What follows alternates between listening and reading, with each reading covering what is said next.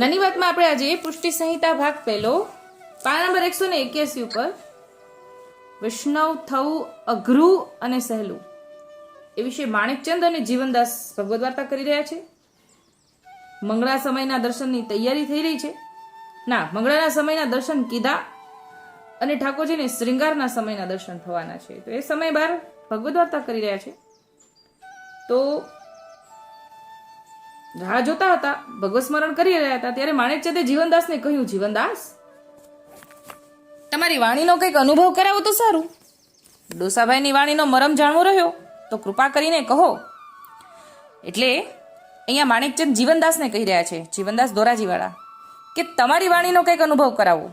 કે ડોસાભાઈની વાણીનો મરમ જાણવો રહ્યો એટલે કે ડોસાભાઈની વાણી આટલી બધી પ્રગટ થઈ છે તો ડોસાભાઈને તો તમારું કારણ છે. ડોસાભાઈની છાપ જીવનદાસ એટલે કે ડોસાભાઈ જીવનદાસના દાસ એ રીતે કહે છે કે ડોસાભાઈની વાણીનો મરમ જાણવો છે. એટલે આટલી બધી ડોસાભાઈની વાણી જે પ્રગટ થાય છે એ તો તમારું કારણ છે એટલે થાય છે, તો તમે જ કંઈક સંભળાવો. કે માણેક જીવનદાસે કહ્યું, માણેકચંદ, વૈષ્ણવ પદ ગ્રહણ કરવું દોયલું છે અને સહેલું પણ છે. દોયલું શા માટે? જેમ બધા લોક વ્યવહારની આસક્તિનો ત્યાગ કરવાનો રહે, લોક કુટુંબનું છાજલું હળવું કરીને નાખીને એની હોડમાંથી બહાર ખસી જવું પડે, તેથી દોયલું કીધું છે. એટલે કે આ બધા સંસારી જીવો સાથે રહેવું, મોજ મસ્તી, સંસારાસક્ત રહેવું, સગા સંબંધીઓમાં, વ્યવહારમાં, એ બધુંય રહેવાનું આસક્તિ ઓછી થઈ જાય. વૈષ્ણવ પદ જો મળે અને પછી એ ધીરે ધીરે છૂટી જાય અને જ્યારે છોડવાનું રહે, છોડવાનો સમય હોય, છોડી રહ્યા હોય, ત્યારે એ બધાનો સામનો કરવો. આપણા મનથી તો ધીરે ધીરે છૂટતું હોય, પણ છૂટતી વખતે પણ એ બધાનો સામનો કરવો એ દોયલું છે. એટલે વૈષ્ણવ પદ દોયલું કીધું. સોયલું કેમ? તો સોયલું સમજાવે છે કે બધો લોક વ્યવહાર હું અને મારું આ બધું માનેલું જે છે એ ઠાકોરજીને શરણે ધરી દઈએ ને રહીએ, પછી ઠાકોરજી આ બધાના રખેવાળ થાય. એટલે પછી જીવને કશી વાતની ચિંતા ન રહે, એટલે સોયલું થયું ગણાય. અહીંયા જીવનદાસ એવું સમજાવે છે કે સોયલું કઈ રીતે? કે ઠાકોરજીને જ આપણે સર્વ સમર્પણ કરી દીધું હોય પછી ચિંતા છે નહીં. એકવાર સમર્પણ ભાવ આવી જાય પછી કોઈ જાતની ચિંતા નથી રહેતી. બધું જ ઠાકોરજીનું, જે આપણે અત્યાર સુધી આપણું માનીએ છીએ એ બધું આપણે ઠાકોરજીનું માનવા લાગીએ પછી ચિંતા નથી રહેતી, એટલે સહેલું બધું.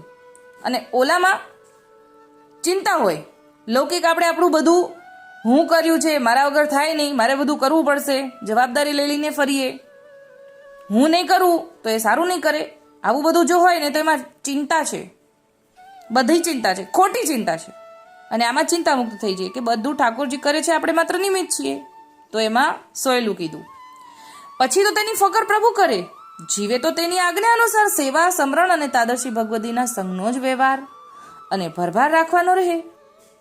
જીવનું જીવન સાવ હળવું ફૂલ જેવું સુગંધમય બની જાય, પછી બધું અલૌકિક જ જાણ્યામાં આવે, તે વૈષ્ણવ પદ ગ્રહણ થયું કહેવાય.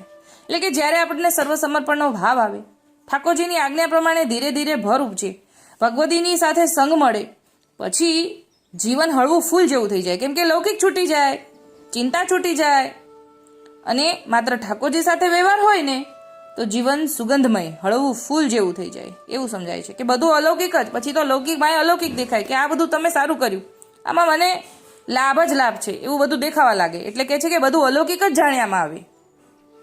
માણેકચંદે કહ્યું, જીવનદાસ, અમારે તો પાંચા બાબા ને ડોસાભાઈ તથા ધનભાઈના સંગમાં અને તેના ભાવના ભરમાં સદા રહેવાનું ઠર્યું છે. પાંચા બાબા તો કલ્પવૃક્ષ સમાન છે, તમે બધા તેના મીઠા મધુરા ફળરૂપ છો. એટલે પાંચા બાબા પોતે કલ્પવૃક્ષ છે અને એમાં ઉગેલા ફળરૂપ તમે બધા ભગવદીઓ. કલ્પવૃક્ષની છાયામાં બેસીને તેના મીઠા ફળનો રસાસ્વાદ માણવાનો રહ્યો. તમારા ભાવ અને વર્તમાન જાણીને રહીએ પછી તો તે જ રસની પ્રાપ્ત અમને થાય.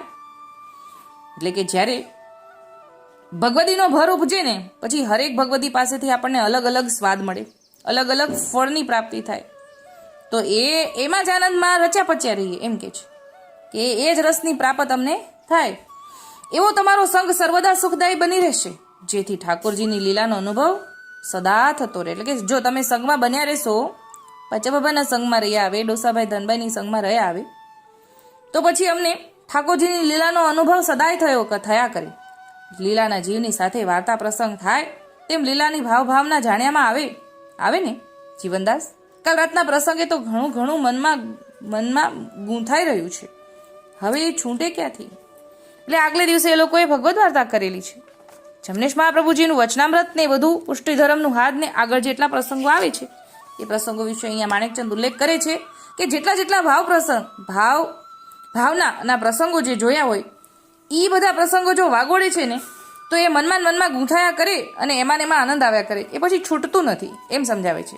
આગળનો પ્રસંગનું તો પુષ્ટિ સંહિતા 181 પર પાના નંબર પર અત્યારે આપણે વાંચીએ છીએ. એટલે આગળના 180 પાનાથી તે 20 પાના પહેલાના પ્રસંગોની વાત કરી રહ્યા છે. પણ આપણે કોઈ પણ ભગવદ વાર્તા આપણે સાંભળીએ, ઠાકોરજીના લીલા ચરિત્રો આપણે નાની વાતમાં કે ભગવદ વાર્તામાં કોઈ પણ ભગવદીના મુખ્ય આપણે સાંભળતા હોઈએ, પછી એ જો આપણે વાગોડીએ ને તો મનમાં આનંદ આવ્યા કરે, એટલું આપણું લૌકિક છૂટે અને મનમાં ગૂંથાયા કરે તો પછી એ અલૌકિક ન છૂટે એવું આપણે અહીંયા સમજીએ. તો એમ સમજાવે છે કે લૌકિકમાંથી છૂટીએ અને પછી અલૌકિકમાં રહીએ ને તો જીવન હળવું ફૂલ અને સુગંધમય બની જાય છે. તો વૈષ્ણવ થવું આ રીતે દોયલું ને આ રીતે સોયલું છે. દોયલું તો ક્યારે? જ્યારે લૌકિક છૂટતું હોય ને એટલા સમય પૂરતું દોયલું છે, પછી તો હળવું ફૂલ જેવું કહી દીધું. એટલે કે જેવું લૌકિક છૂટી ગયું પછી બધું ફૂલ હળવું ફૂલ છે એવું અહીંયા જીવનદાસે સમજાવ્યું. તો અત્યારે આટલું જ બોલીને મારી નાની વાતને વિરામ આપું છું. બોલું શ્રી ગોપાલ લાલ કી જય.